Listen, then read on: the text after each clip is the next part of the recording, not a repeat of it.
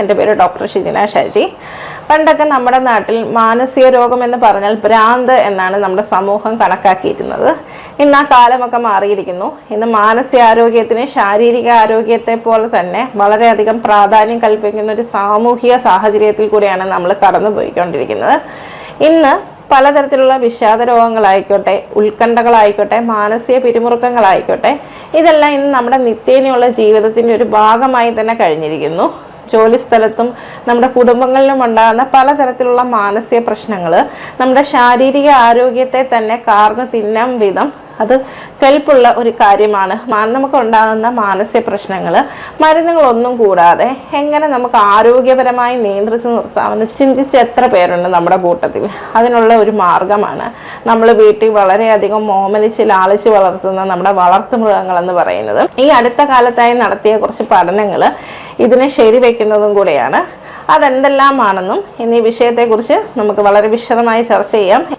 നമ്മുടെ വീട്ടിൽ ഓമനിച്ച് ലാളിച്ച് വളർത്തുന്ന നമ്മുടെ ഓമന മൃഗങ്ങൾ ഏകാന്തതയ്ക്കും ഒറ്റപ്പെടലിനും ഉള്ള ഒരു പരിഹാരവും ആശ്വാസവുമാണ്. പലപ്പോഴും ഏകാന്തത അനുഭവിക്കാത്തവരായിട്ട് ആരും തന്നെ ഇല്ലല്ലേ.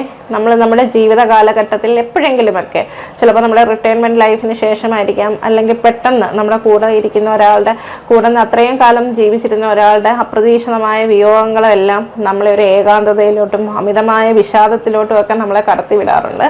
ഇതിനൊരു പരിഹാരമാണ് നമ്മൾ വളർത്തുന്ന ഓമന മൃഗങ്ങൾ. ഏകാന്തത അനുഭവിക്കാത്തവരായിട്ട് ആരും തന്നെ ഇല്ല. ഈ വന്ന കാലഘട്ടത്തിൽ ഉപജീവന മാർഗത്തിനായിട്ട് വിദേശ രാജ്യങ്ങളിൽ പോവുകയും കൂട്ടുകുടുംബങ്ങളിൽ നിന്ന് അണുകുടുംബങ്ങളിലേക്ക് ചേക്കേറുകയും ഒക്കെ ചെയ്തതിൻ്റെ ഫലമായി ആൾക്കാർ ഏകാന്തത അനുഭവിക്കുന്നുണ്ട്. എസ്പെഷ്യലി പ്രായം ചെന്നവർ. ഈ പ്രായം ചെന്നവർക്കുള്ള ഏകാന്തതയ്ക്കുള്ള ഒരു ഒറ്റമൂലി തന്നെയാണ് നമ്മൾ വീട്ടിൽ ഓമനിച്ച് വളർത്തുന്ന നമ്മുടെ വളർത്തു മൃഗങ്ങൾ. അരുമ മൃഗങ്ങൾ പലപ്പോഴും നമുക്ക് മക്കളെ പോലെ തന്നെയാണ്. പുതിയ പഠനങ്ങൾ പറയുന്നത് അരുമ മൃഗങ്ങൾക്ക് ഭക്ഷണം കൊടുക്കുമ്പോൾ അത് നമ്മുടെ സ്വന്തം മക്കൾക്ക് നമ്മൾ ഭക്ഷണം കൊടുക്കുന്ന അതേ വൈകാരിക അനുഭൂതി നമുക്ക് അനുഭവിക്കാൻ സാധിക്കുന്നു എന്നുള്ളതാണ് ഇതിൻ്റെ അകത്ത് ഏറ്റവും പ്രധാനപ്പെട്ട ഒരു കാര്യം. നമ്മുടെ കുഞ്ഞു കുട്ടികളുടെ കളിയും ചിരിയും തമാശകളും കാണുമ്പോൾ നമുക്ക് കിട്ടുന്ന അതേ വൈകാരിക സന്തോഷവും നമുക്ക് നമ്മുടെ വളർത്തുമൃഗങ്ങളുടെ കുസൃതികളും കളികളും കാണുമ്പോൾ നമുക്ക് ലഭിക്കുന്നു എന്നുള്ളത് തന്നെയാണ്. ഇത് നമ്മുടെ മാനസിക ഉല്ലാസത്തിനും ഉന്മേഷത്തിനും നമ്മുടെ അനിയന്ത്രിതമായ ഒരു സന്തോഷത്തിനും സമാധാനത്തിനും എല്ലാം ഇത് പലപ്പോഴും കാരണമാകാറുണ്ട്. അത് മാത്രമല്ല, ഈ വന്ന കാലത്ത് കൊച്ചു കുട്ടികൾ ഉൾപ്പെടെ അതിഗുരുതരമായ തെറ്റുകൾക്ക് വഴിപ്പെടുന്ന ഒരു കാലഘട്ടവും കൂടിയാണല്ലേ. അതെന്തുകൊണ്ട് എവിടെയാണ് നമുക്ക് തെറ്റ് സംഭവിക്കുന്നതെന്ന് ചോദിക്കുകയാണെങ്കിൽ നമുക്ക് പലർക്കും അതിനും മറുപടിയില്ല പറയാനായിട്ട്. ചിലപ്പോൾ നമ്മുടെ ഉയർന്ന ജീവിത നിലവാരവും സമയമില്ലാതെ നമ്മളെല്ലാവരും ഓടി നടക്കുന്ന ഒരു സാഹചര്യവും ഒക്കെയാണ് ഇപ്പം. നമ്മൾ എല്ലാവരും വളരെയധികം തിരക്ക് പിടിച്ചൊരു ജീവിതത്തിൽ കൂടെയാണ് കടന്നു പോകുന്നത്. മാനുഷ്യ മൂല്യങ്ങളും കരുതലും ഒക്കെ നമുക്ക് എവിടെയോ നഷ്ടപ്പെട്ടു പോയിരിക്കുന്നു എന്ന് തന്നെ നമുക്ക് തോന്നാറുണ്ട്.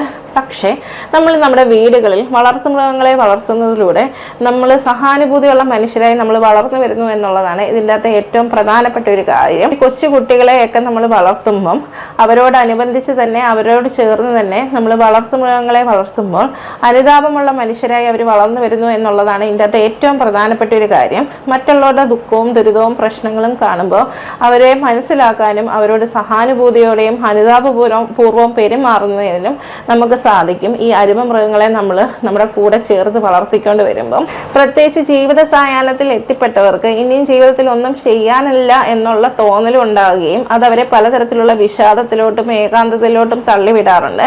ഇതിനൊരു ഉത്തമമായ പരിഹാരമാണ് നമ്മൾ നമ്മുടെ വീട്ടിൽ വളർത്തുമൃഗങ്ങളെ കൂട്ടുപിടിച്ച് വളർത്തുന്നത്.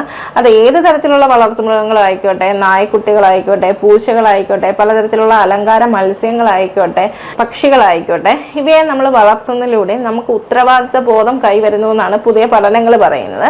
അതെങ്ങനെയാണെന്ന് ചോദിക്കുകയാണെങ്കിൽ, അവരെ നമ്മൾ ചിട്ടയായ രീതിയിൽ നോക്കുകയും അവർക്ക് ഭക്ഷണം നൽകുകയും അവരെ കുളിപ്പിക്കുകയും അവരെ പരിചരിക്കുകയും ചെയ്യുക, അതുപോലെ തന്നെ അവരെ നടക്കാൻ കൊണ്ടുപോവുക ഒക്കെ ചെയ്യുന്നതിലൂടെ നമുക്ക് ജീവിതത്തിനൊരു പുതിയ ലക്ഷ്യവും നമ്മൾ പിറ്റേ ദിവസം ഒരു ഉന്മേഷത്തോടെ ഉണർന്നു വരികയും നമുക്ക് എന്തൊക്കെ ചെയ്യാനുള്ളൊരു തോന്നലുണ്ടാക്കുകയും ഇത് നമുക്ക് മാനസിക ശാരീരികമായിട്ടുള്ള ഉല്ലാസം ഉണ്ടാക്കുകയും മാനസിക സന്തോഷത്തിനിടയാക്കുകയും പലപ്പോഴും ചെയ്യാറുണ്ട്. പറയാറുണ്ട്. വളർത്തുമൃഗങ്ങളുമായി നമ്മൾ ഇടപഴകി ജീവിക്കുമ്പോൾ പലപ്പോഴും നമുക്ക് കലർപ്പില്ലാത്ത ഒരു സ്നേഹവും കൂടിയാണ് നമുക്ക് ലഭിക്കുന്നത്. നമ്മളെല്ലാവരും പൊതുവേ സമൂഹത്തിൽ പറയുന്ന ഒരു കാര്യമാണ് മനുഷ്യനെ വിശ്വസിക്കാൻ കുറച്ചൊക്കെ പാടാണെന്നുള്ളത്. പക്ഷെ വളർത്തുമൃഗങ്ങളുടെ കാര്യത്തിൽ അങ്ങനെ ഒരു കാര്യമില്ല.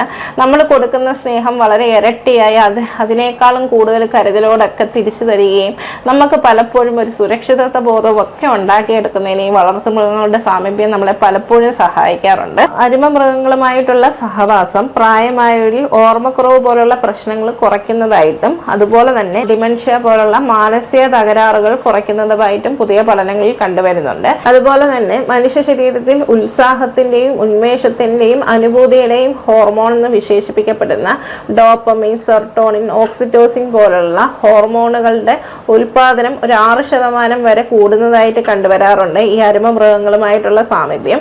അവരെ നമ്മൾ വാത്സല്യത്തോടെ നോക്കുകയും പരിചരിക്കുകയും ഒക്കെ ചെയ്യുമ്പം നമുക്ക് ഈ ഹാപ്പി ഹോർമോൺസിന്റെ ഉൽപാദനം നമ്മുടെ ശരീരത്തിൽ കൂടി നിൽക്കുകയും അതുവഴി നമുക്ക് നമ്മുടെ ഹൃദയമിടിപ്പ് സാധാരണ രീതിയിലാക്കുകയും അതുവഴി നമുക്ക് രക്തസമ്മർദ്ദം പോലുള്ള ഗുരുതരമായ ആരോഗ്യ പ്രശ്നങ്ങളെ ചെറുത്ത് നിർത്തുന്നതിനും അതുപോലെ തന്നെ പ്രായാധിക്യം കൊണ്ടുണ്ടാകുന്ന അൾഷിമേഴ്സ് രോഗങ്ങളെ ഒരു പരിധിവരെ അതിൻ്റെ സിംറ്റംസിനെ കുറച്ച് നിർത്തുന്നതിനും അതുപോലെ തന്നെ ഹൃദയാരോഗ്യത്തെ സംരക്ഷിക്കുന്നതിനും ഒക്കെ നമുക്ക് സഹായിക്കാറുണ്ട്. ഓട്ടിസം പോലുള്ള ജനിതക മാനസിക വ്യതിയാനമുള്ള കുട്ടികൾക്ക്, ADHD പോലുള്ള രോഗങ്ങളുള്ള കുട്ടികൾക്ക്, അതുപോലെ തന്നെ പലതരത്തിലുള്ള സ്വഭാവ വൈകല്യമുള്ള കുട്ടികൾക്കെല്ലാം വളർത്തുമൃഗങ്ങളുടെ സാമീപ്യം വളരെയധികം ആശ്വാസമാണ് നൽകാറുള്ളത്.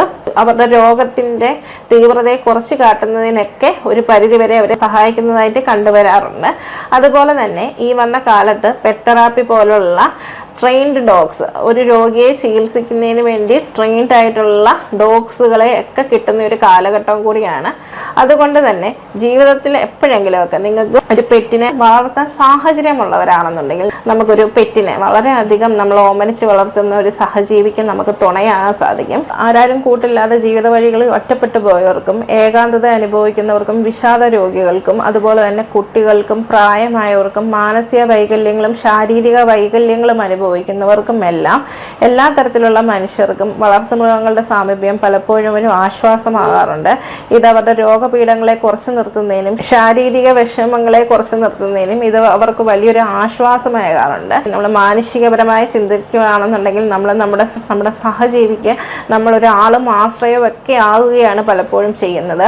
അതുകൊണ്ട് കഴിവുന്നവരും എല്ലാവരും തന്നെ നിങ്ങൾ ഏതെങ്കിലും തരത്തിലുള്ളൊരു സഹജീവിയെ ഏറ്റെടുത്ത് വളർത്തുന്നതിന് പരമാവധി ശ്രമിക്കുക. ഇത് തരുന്ന മാനസിക ആരോഗ്യ ഗുണങ്ങൾ ചില്ലറയല്ലാന്ന് നിങ്ങൾ തിരിച്ചറിയുക.